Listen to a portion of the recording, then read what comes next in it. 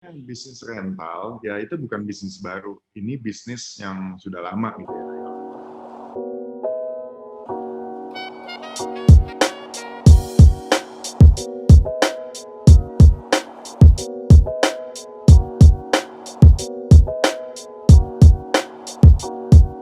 Berdiskusi kali ini, temanya adalah hemat modal, mulai bisnis dengan sewa di Cumi ID. Nah, buat teman-teman mungkin penasaran nih, apa sih sebenarnya Cumi ID? Chef tadi udah buka-buka juga websitenya, ternyata merupakan rental marketplace.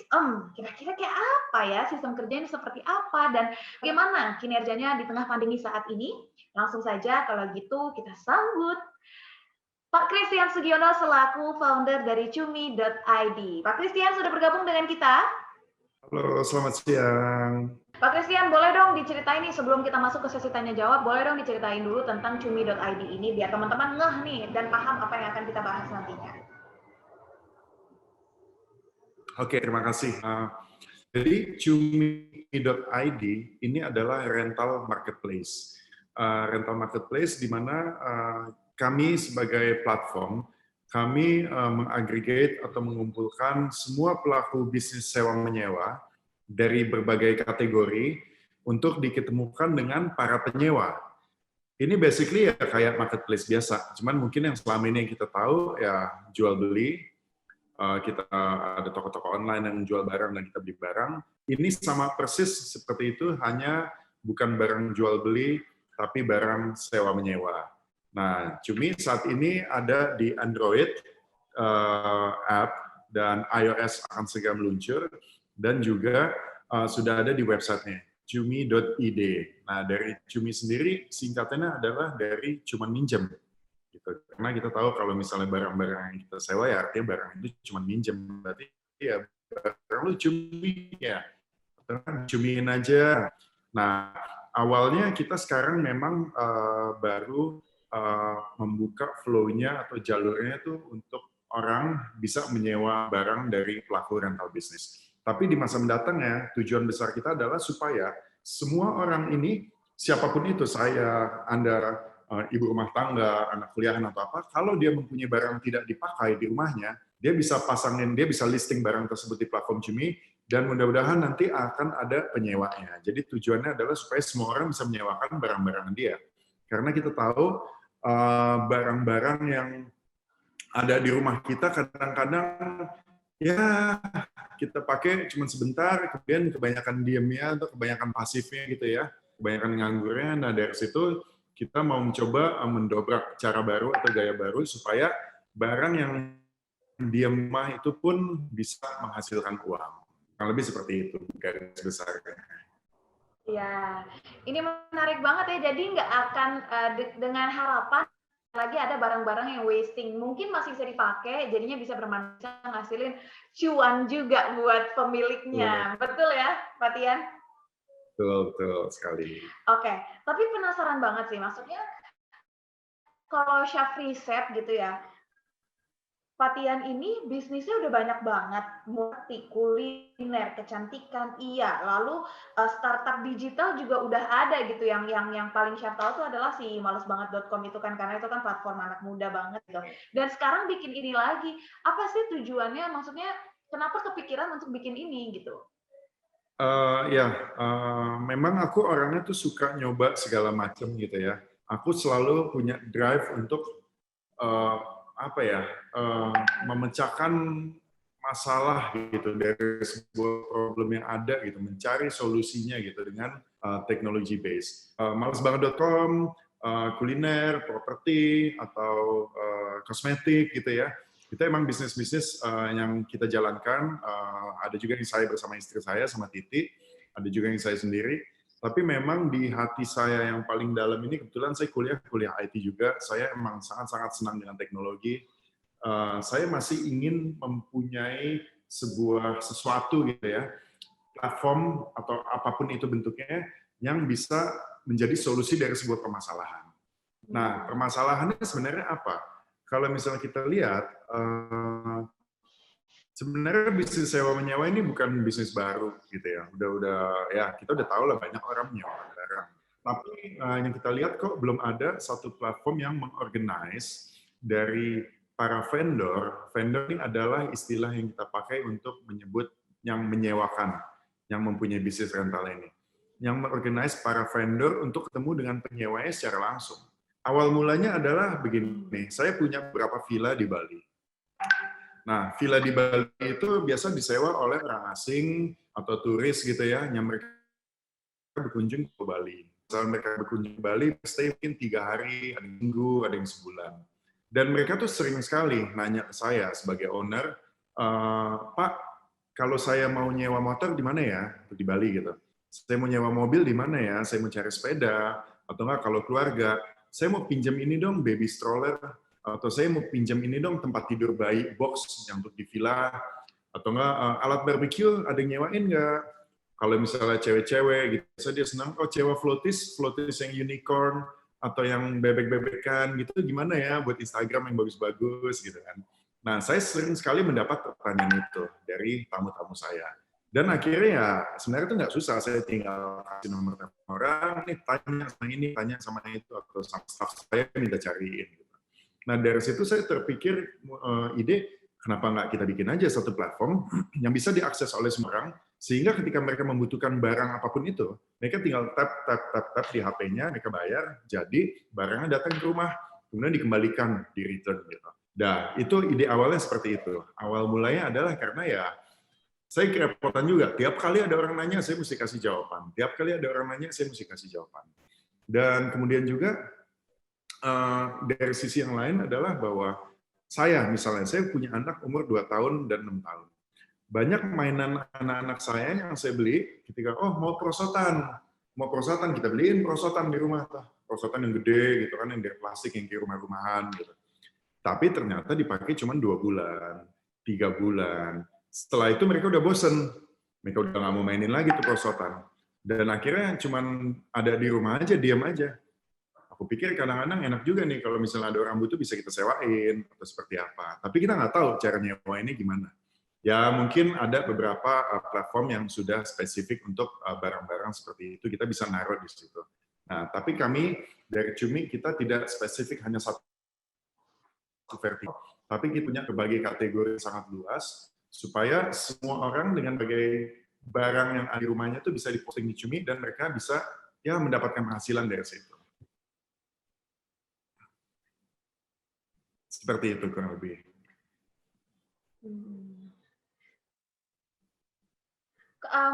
Kan ini kategorinya banyak banget. Berarti kan memang ada vendor-vendor ya yang memang ibaratnya dia sign in ke dalam Cumi ID untuk menyewakan barang-barangnya. Paling banyak di Cumi.id ini yang paling sering disewa apa sih? Ya, Latihan?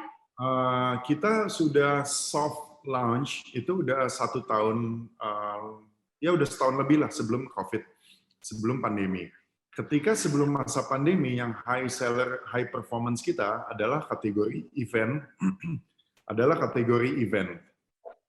Kategori event itu maksudnya apa?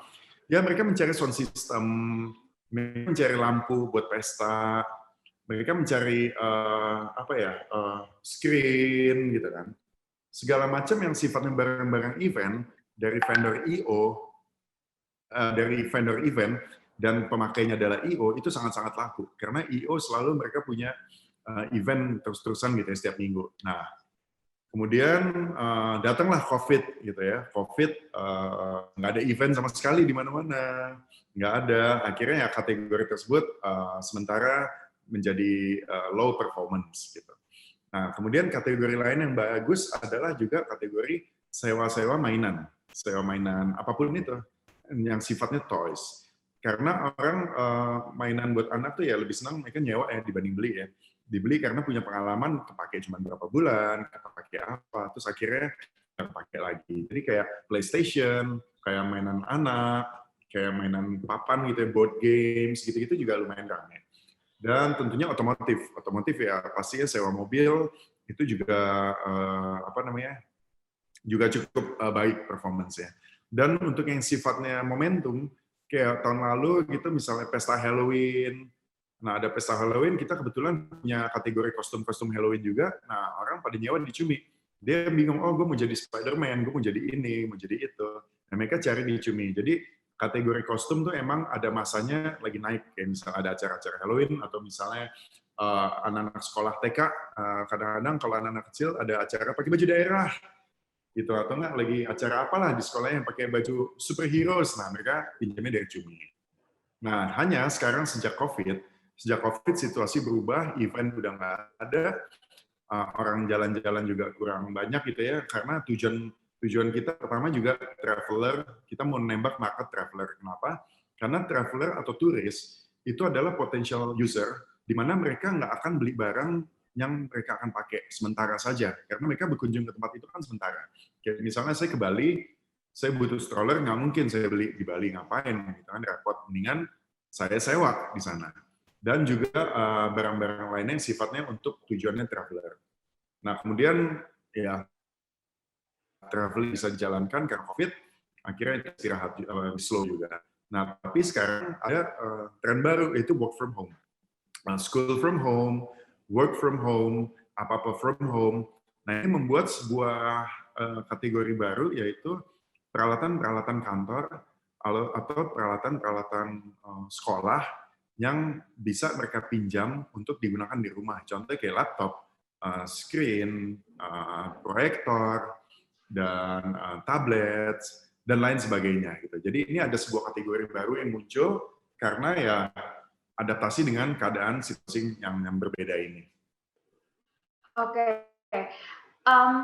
Berarti kan tadi kalau cerita, karena pandemi ini tren rentalnya berpindah gitu ya, nggak yang biasanya mungkin untuk kendaraan atau sound system, alat-alat yang berkaitan dengan acara itu tinggi, tapi sekarang justru cenderung ke alat-alat yang digunakan untuk belajar di rumah atau mungkin mainan, itu yang paling tinggi. Tapi kalau secara bisnisnya nih, ada dampak yang signifikan banget nggak sih akibat pandemi? Mungkin 1 bulan Pak Tian karyawan atau gimana Pak Tian? Tentunya pasti berdampak gitu ya. Apalagi kita Cumi ini kita masih kita masih early stage. Kita establish sekitar 2-3 tahun lalu lah gitu.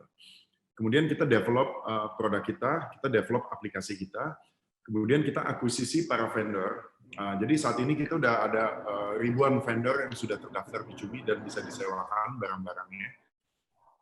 Dari situ kita mau mencoba belajar dulu behavior orang sewa menyewa dengan menggunakan platform. Karena meskipun ini sewa menyewa bukan sesuatu yang baru, sudah banyak dilakukan, tetapi ketika dengan menggunakan HP atau menggunakan platform, ini menjadi sesuatu yang baru yang harus di-adapt oleh user. Dari situ kita belajar, terutama para vendor atau user ini sangat-sangat concern dengan trust, gitu. Dalam artian kalau misalnya saya menyewakan barang, nanti barang saya rusak gimana? Nanti barang saya hilang gimana? Nah, hal-hal seperti itu yang benar-benar menjadi concern mereka. Jadi kita belajar dulu, sampai setahun kita sudah punya model, kita sudah bisnis sudah berjalan, sudah ada revenue, dan kita siap untuk launch di bulan Juli kemarin di tahun 2020 ini. Ya ternyata situasi COVID, situasi seperti ini akhirnya tidak bisa launching. Nah akhirnya ya jadi cuma ini kita masih menunggu momen untuk kita bisa marketing launch dengan besar. Karena seperti tadi saya cerita, awalnya kita ingin marketing launch untuk di Bali. Kita ingin penetrate market di Bali, market turis di Bali, supaya semua turis yang ada di Bali, mereka bisa sewa-nyewa dengan menggunakan Cumi. Tentunya sangat berdampak, tentunya kita jadi belajar banyak juga, kita harus adjust sana-sini. Tetapi untungnya karena company kita masih early stage, kita masih melihat, kita jadi banyak bisa merubah strategi. Kurang lebih seperti itu sih. Belum sempat terjadi pemutusan kontrak kerja ke karyawan, enggak ya? Kita karena kita masih early, jadi karyawan kita masih sangat kecil. Kita hiring dan kita ya tentunya kita pernah let go karyawan gitu, tapi bukan karena efek pandemi aja. Kita lebih efek pandemi itu jadi kita nggak usah sewa kantor, kita work from home, dan karena kita udah dapat injection capital dari It's Ventures, jadi kita lumayan masih mempunyai fresh money di perusahaan kita yang bisa kita manfaatkan. Tapi kita punya planning tadi kita mau hiring tim, kita mau bikin tim baru di Bali, di mana segala macam. Ya, planning rencana itu terpaksa kita tunda dulu. Oke. Kalau dampak pandemi ini ke Pak Tiannya sendiri gitu. Kalau aku baca di internet kan katanya Pak Tian ini orangnya kan kreatif banget, sesuai juga dengan apa yang tadi Pak Tian bilang gitu kan. Pandemi ini terpaksa Pak Tian harus di rumah. Apakah itu menjadi kendala untuk memunculkan kreativitas baru bagi Pak Tian? Pastinya ya, apalagi ketika awal-awal gitu ya, kayak aduh harus di rumah aja. Aku tuh orangnya emang benar-benar harus bergerak gitu. Aku harus berpindah tempat, aku harus ketemu orang, aku harus melakukan sesuatu gitu ya. Ya harus adaptasi gitu ya, harus adaptasi, lumayan berdampak, lumayan bikin kepala mumet gitu ya, kepala buntu, tapi ya mau nggak mau ya kita nggak bisa melawan itu gitu. Tapi ya di rumah kita coba kreatif-kreatif aja di rumah gitu ya. Mungkin justru senang sih ketika yang tadi kita sibuk di luaran, jarang ketemu orang di rumah, anak-anak gitu. Sekarang kita jadi bisa menghabiskan waktu lebih banyak di rumah bersama anak-anak. Dan kita juga bisa mengerjakan beberapa hal dari rumah. Bukan beberapa hal, semua kita kerjain dari rumah actually. Dan aku tetap menyempatkan diri untuk ya ketemu teman, dengan menjaga ini ya, menjaga protokol dan situasi, tetap ke alam, pergi ke alam, supaya nggak mumet gitu, supaya nggak fresh gitu. Kadang-kadang soalnya gini, kadang kita mikir, oh enak, lo kerja di teknologi, lo bisa kerja dari rumah aja. Tanpa COVID pun lo bisa kerja dari rumah, benar. Cuman kadang-kadang kalau misalnya kita kerja dari rumah, kita ngerasa udah nggak ada boundaries lagi antara home sama work. Kapan gue sebenarnya ada di rumah dan kapan sebenarnya kerja. Gitu ya. Kadang-kadang ya udah sampai sore sampai malam pun kita masih sibuk dengan urusan kerjaan. Ini sebenarnya gue lagi di rumah atau gue lagi kerja? Kok jadi nyampur? Gue jadi kangen nih balik ke kantor yang ada jelas waktunya dari pagi sampai sore gue di kantor, itu adalah waktu kerja gue. Setelah itu gue udah nggak usah urusin kerjaan gue lagi. Jadi nggak ada batas gitu. Nah kadang-kadang ini juga yang membuat jadi aneh. Kita lagi sibuk sama anak-anak, tapi kepala kita urusan kerjaan.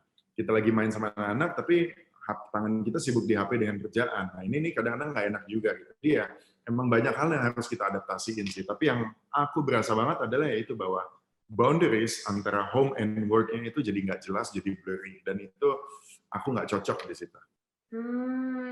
Emang berarti tipikal-tipikal yang harus bergerak badan dan otak tuh nggak boleh diem nih Pak Tian ini ya. Betul.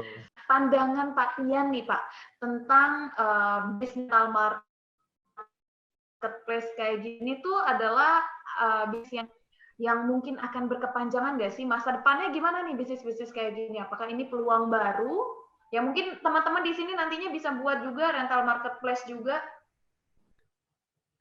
Kalau kita sih ngelihat gini, bahwa ini sebenarnya bisnis rental, ya itu bukan bisnis baru. Ini bisnis yang sudah lama gitu ya. Ya orang sewa barang itu biasa gitu ya. Tetapi yang kita lihat bisa menjadi sesuatu yang baru, ini adalah behavior user terhadap penggunaan barang-barang. Kalau mungkin dulu apa-apa maunya kita beli, apa-apa maunya kita miliki, apa-apa maunya kita punya gitu ya. Di masa depan mungkin nggak perlu seperti itu. Contoh paling simpel adalah gini, baju gitu ya. Sekarang banyak juga orang rental baju, orang sewa baju.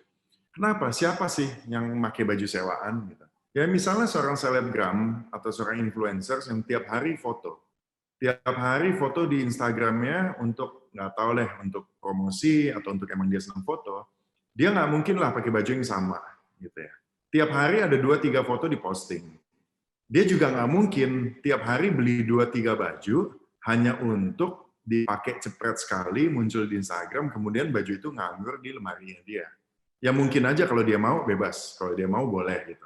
Tetapi market atau tipe-tipe pengguna seperti ini tuh mulai banyak. Jadi kita juga bisa bikin kategori clothing, di mana orang ya udah sewa aja lu pakai baju casual, baju resmi, baju gaun, baju suit atau apa untuk kebutuhan pesta, untuk kebutuhan foto atau untuk kebutuhan apa yang emang barangnya cuma dipakai sekali aja, gitu ya. Dan juga ada contoh lain misalnya kayak koper. Kadang kita beli koper ukuran gede, kita kadang beli koper ukuran large. Dapat tugas dari kantor dinas di luar negeri selama seminggu, 2 minggu, atau di luar kota gitu ya. Butuh koper gede, kita beli kopernya. Habis itu dinas kita ke luar negeri. Habis itu pulang selesai, habis itu kita udah nggak pernah lagi jalan-jalan ke luar negeri lagi. Gitu. koper itu cuma ada di gudang aja. Jadi instead of dia beli itu koper, lebih baik dia menyewa. Analoginya adalah gini, kalau saya punya lukisan, saya mau tempel, saya baru beli lukisan besar bagus, saya mau tempel di tembok belakang nih di rumah saya gitu. Yang pertama saya harus beli apa? Saya harus beli bor, dan saya harus beli bor supaya saya bisa nancepin bautnya di lukisan yang gede itu supaya bisa sits on the wall steadily gitu, supaya lukisan itu bisa tergantung di tembok dengan kokoh. Saya harus beli bor. Setelah lukisan itu ada, bornya itu nggak pernah saya pakai lagi. Jadi sebenarnya yang saya butuhkan itu bukan bornya, tapi saya hanya membutuhkan lubangnya. Saya cuma butuh bikin lubang untuk saya bisa masuk baut. Untuk itu saya butuh bor. Nah, ini kan cara pikir seperti itu harus kita explore, harus kita gali. Hal-hal apa lagi sih yang orang sebenarnya cuma butuh lubangnya doang, bukan butuh bornya. Jadi cost of purchasing dari bor itu dipegang rame-rame.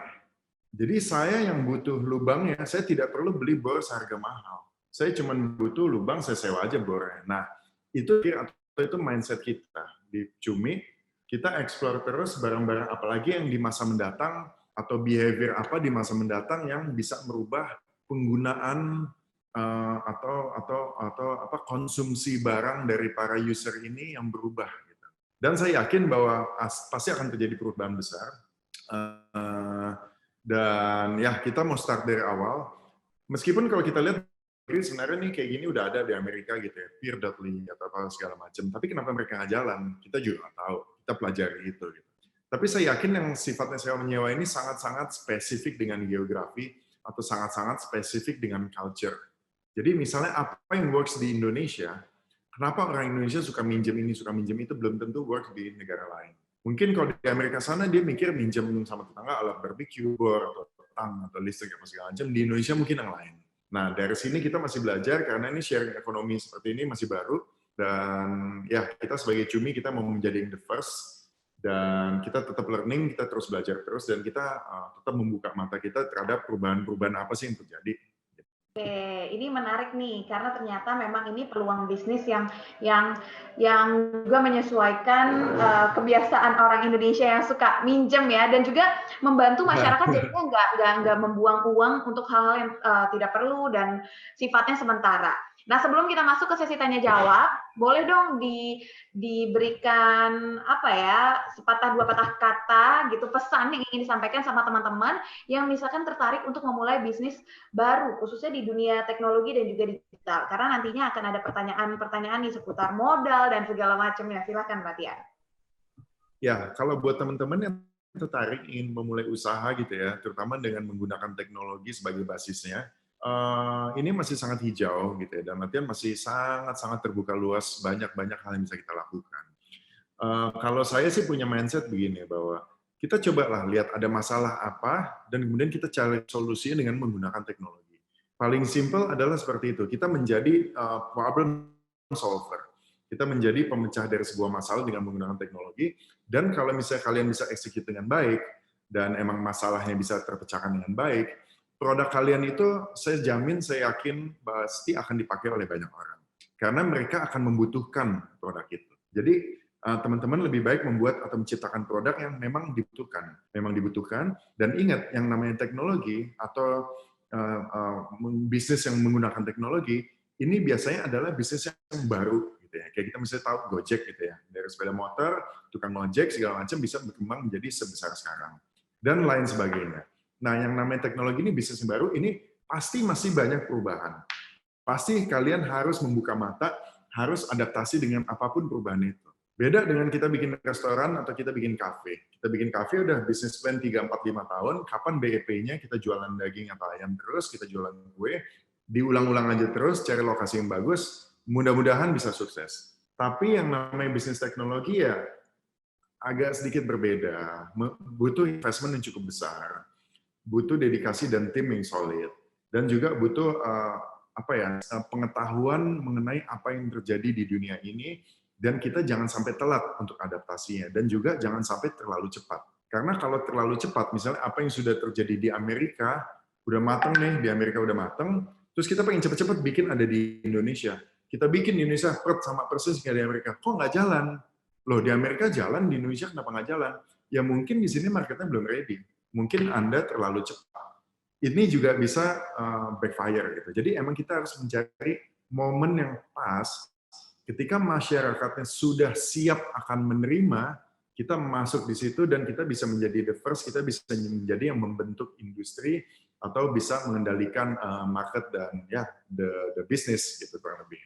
Oke.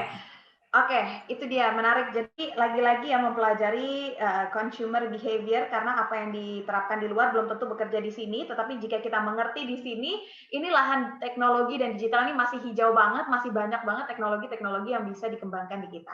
Nah, Pak Tian, kita masuk ke pertanyaan nih Pak Tian, datang dari Gita Utoyo. Dia bilang, great banget nih insight-nya tentang pantau consumer behavior. Saya mau tanya, saat awal melakukan flow dari platformnya, programmingnya, dan lain-lain, pasti banyak trial and error.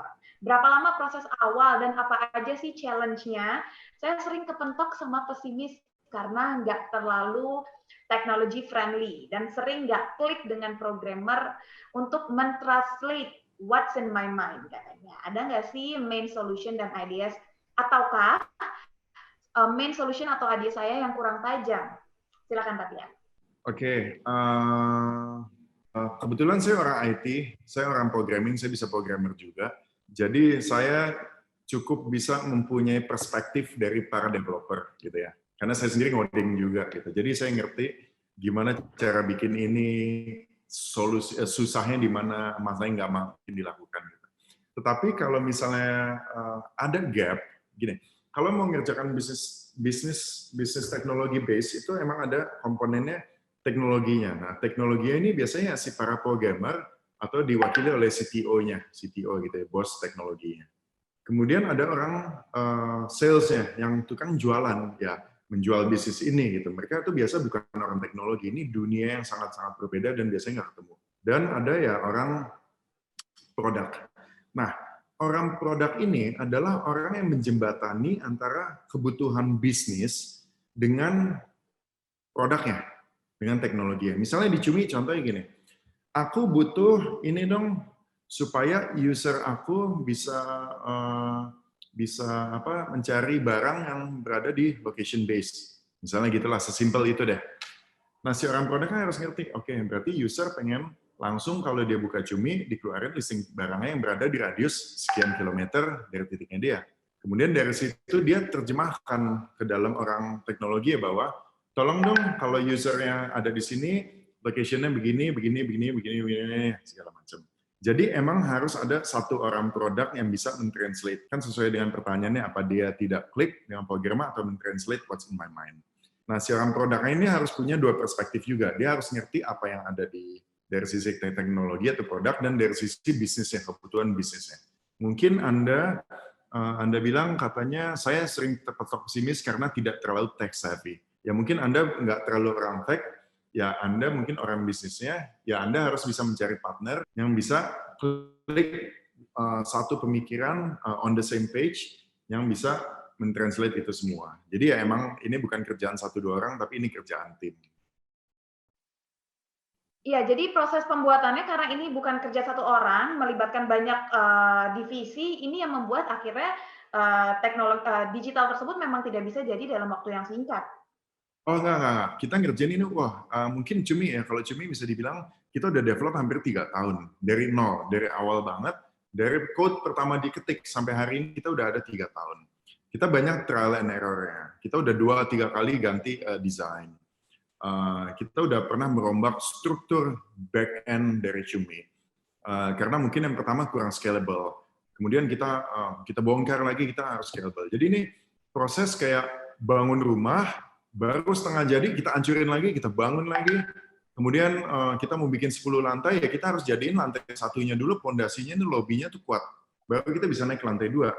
Jangan tiba-tiba kita mau bikin 10 lantai, kayak rumah bikin 10 lantai, kita bikin lantai 1 yang nggak kuat, lantai 2 yang nggak kuat, 3 yang nggak kuat, lantai 4-nya ambruk nanti.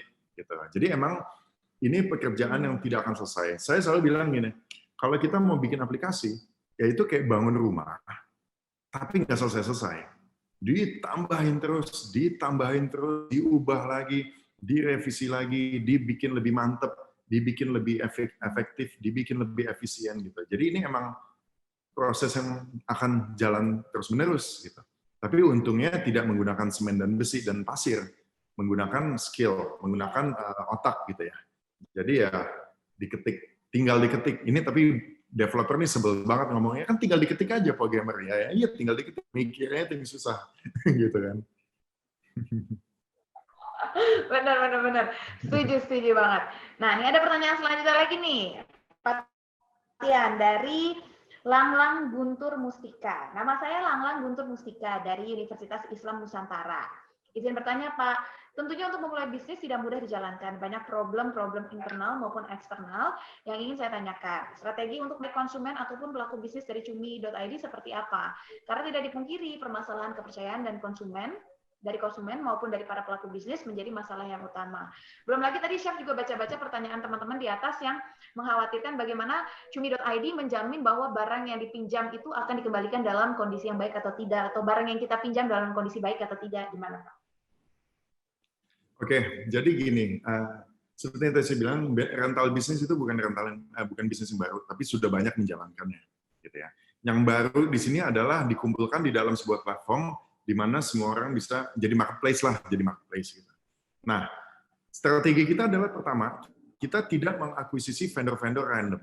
Kita hanya mengakuisisi atau mendaftarkan vendor-vendor yang sudah verify di platform kita. Yaitu kita sudah tahu dia punya bisnis rental benar, barang-barang dia sudah tahu, kita tahu barang dia bagus, dan kita tahu dia bisa menjalankannya. Kemudian kita banyak belajar juga dari si vendor ini, di mana apa yang dia lakukan secara offline, kita coba terjemahin secara online. Misalnya orang menyewa alat camping gitu ya, alat camping dia ada di pasar Minggu, atau ada satu yang gede. Mungkin marketnya dia selama ini orang harus datang ke sana, ke pasar Minggu, ke tokonya, dia pilih, kemudian dibayar di situ. Nah, kita coba terjemahin itu dalam online, di mana orang nggak mesti datang ke situ. Ya, lu bikin fotonya yang bagus, lu bikin description yang keren, bikin description yang jelas, sejelas-jelas mungkin, supaya orang tidak merasa tertipu. Gitu ya. Karena barang sewaan ya sama kayak barang beli, jangan sampai gambarnya doang bagus, nanti begitu nyampe barangnya beda. Kemudian dari situ, kedua adalah trust. Trust terhadap nanti barang gue hilang gimana. Nah, untuk di fase awal ini, kenapa kita hanya meng-hire atau mengakuisisi vendor-vendor yang sudah pernah menjalankan bisnis rentalnya dan sudah berjalan? Karena mereka sudah punya mekanisme mereka sendiri terhadap barang-barang yang akan mereka sewakan. Gitu. Kayak misalnya gue punya bisnis sewa kamera lah. Gitu. Sebelum ada Cumi pun gue udah bisnisnya udah tahunan. Ya gue udah ngerti kalau kamera gue dipinjam, kalau hilang gimana, cara supaya nggak hilang gimana. Nah, kita belajar dari sisi itunya, sisi mekanisme si vendor tersebut. Mereka mendapatkan sales dari kita bilang, oh ini ada orang mau sewa, dari Cumi kayak misalnya, orang tap mau sewa, gitu. Kemudian kita mengencourage bahwa vendor tetap melakukan mekanisme apa yang sudah mereka lakukan sebelumnya, yaitu ya lu ketemu sama orangnya, sebelum lu kasih barangnya, lu cat dulu KTP-nya, kurang lebih, meskipun itu dari sisi kita sudah kita lakukan. Tapi mekanisme yang mereka punya, ya mereka jalanin aja lagi. Gitu. Kalau dari Cumi, kita hanya verified user yang bisa menyewa barang. Jadi ketika kamu mungkin baru daftar Cumi, kamu baru download, kamu lihat-lihat, kamu belum verified, kamu nggak bisa nyewa. Kamu cuma bisa lihat-lihat. Untuk bisa menyewa, kamu harus verifikasi.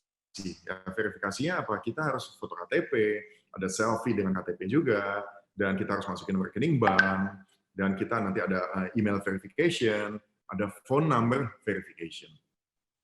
Nah, dari situ kita data-data si user itu kurang lebih kita sudah pegang, dan ini yang kita jadikan acuan kalau terjadi sesuatu. Gitu. Tapi Cumi di sini adalah sebagai platform. Kita punya terms and condition yang sangat jelas bahwa penyewa adalah yang bertanggung jawab terhadap segala sesuatu yang terjadi kalau barang itu rusak ketika disewa. Itu sudah sangat jelas. Kalau Anda ingin meminjam dari Cumi, Anda harus setuju dengan terms and condition seperti itu. Gitu ya. Nah, kemudian untuk dari sisi penyewanya, kalau misalnya aku mau nyewa ini deh, nyewa mobil gitu. Mau nyewa Innova, datangnya Avanza, kan misalnya. Atau enggak kamera, atau enggak drone. nyewanya ini tapi ada baret. Nah, kita di platform Cumi kita ada satu feature di mana misalnya aku sewa mobil deh, serah terima dong ketemu orangnya, dikasih kuncinya, terus ternyata ada baret mobilnya. Nah, ada satu feature di mana kita Cumi di app bisa kita foto baret tersebut, kemudian kita post, kemudian harus di-approve oleh pihak vendor. Jadi ini adalah kesepakatan bersama kondisi barang sebelum sewanya dimulai.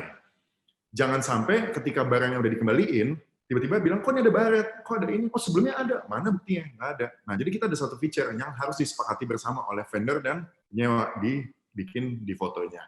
Nah, feature-feature seperti itu adalah salah satu yang kita bikin di Cumi untuk menjaga trust atau untuk membuat flow sewa menyewa ini secara baik, secara aman. Nah, kemudian si cara bayarnya adalah gini, ketika saya mau menyewa mobil, saya akan misalnya 3 hari, kemudian saya bayarkan kepada Cumi, uangnya dipegang dulu sama Cumi. Jadi kita escrow, kita ada di tengah, kalau barang itu sudah sampai dan sudah dilakukan proses serah terima, dan si penyewa sudah confirm bahwa semuanya baik-baik aja, semuanya oke, saya mau menyewa, pencet confirm, baru uang itu diturunkan ke vendor, baru vendor dibayar. Jadi kalau misalnya kita tidak setuju dengan barangnya, tidak sesuai atau gimana, ya kita jangan pencet confirm, gitu. Kita bilang ya, oh ini nggak sesuai nih, karena saya mintanya seperti ini. Nanti ya ada proses mekanisme lagi dari Cumi untuk mengklirkan semua itu. Nah, kita masuk ke pertanyaan terakhir nih Pak Tiani tadi. Ada satu pertanyaan dari yang mana pertanyaannya? Oh ini dia, dari Anonymous Attendee.